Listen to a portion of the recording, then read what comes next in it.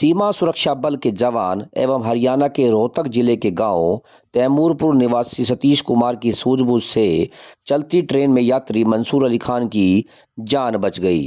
वाकया 4 जनवरी का है।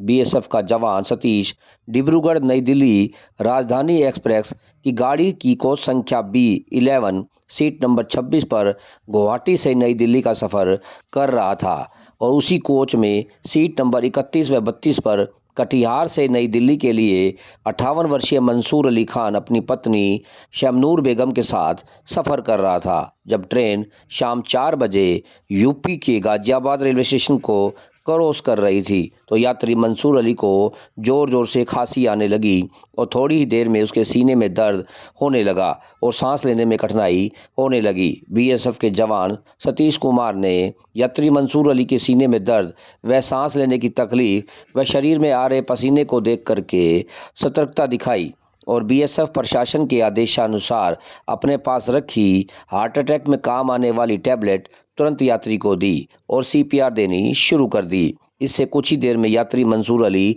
सामान्य हो गया, लेकिन सीने में दर्द अभी भी हो रहा था। उन्होंने इसकी सूचना ट्रेन के टीटी रेलवे के उच्च अधिकारियों को दी। ट्रेन नई दिल्ली रेलवे स्टेशन पर प्लेटफार्म नंबर 15 पर पहुंची तो रेलवे का बचाव दल वहां मौजूद था और उन्होंने मंसूर अली को हॉस्पिटल में भर्ती करवाया। अब मंसूर अली का स्वास्थ्य बिल्कुल ठीक बताया जा रहा है। सतर्कता से मंसूर अली की जान बच गई। भिवानी से दीपक मुटरेजा की रिपोर्ट। अपने घर आ रहा था और मेरा रिजर्वेशन डिब्रूगढ़ नई दिल्ली राजधानी एक्सप्रेस में 3 जनवरी से गुवाहाटी से नई दिल्ली था। तो 4 जनवरी को मैं सफ़र के दौरान देखा कि जो डिब्रूगढ़ नई दिल्ली राजधानी एक्सप्रेस थी वो अपने निर्धारित समय से कुछ समय देरी से चल रही थी। तो वो देरी के कारण शाम को 4 बजे गाज़ियाबाद को क्रॉस कर रही थी।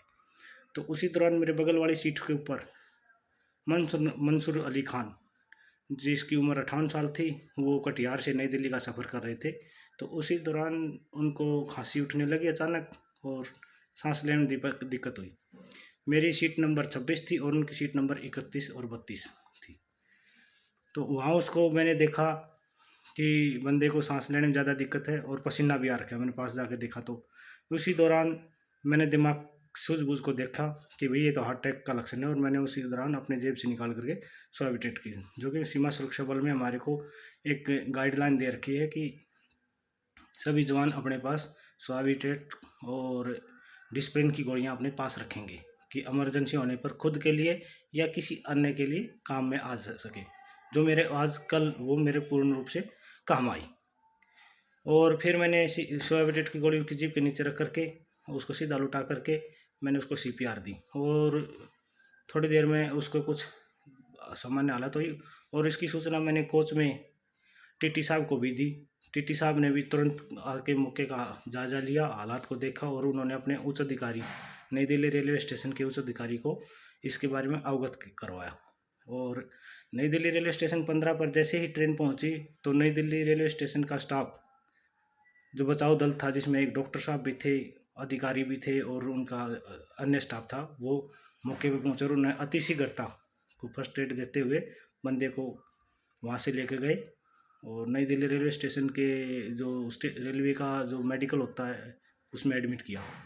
और सुबह जब मैंने उनको फ़ोन करके पता किया तो बंदे की जान बच गई। डॉक्टर्स मैंने भी ये कहा कि भाई बंदे ने जो आपकी मदद की है, जो सीपीआर वगैरह और स्वाबिटेट की टैबलेट दी है, इससे बंदे को बहुत ज़्यादा इसकी जान बच गई।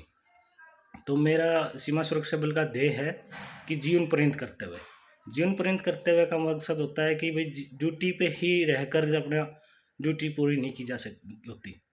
आप अपनी ड्यूटी को कहीं भी, किसी भी स्थान और किसी समय पर भी पूरा किया जा सकता है। यही मेरे बल का ध्येय है।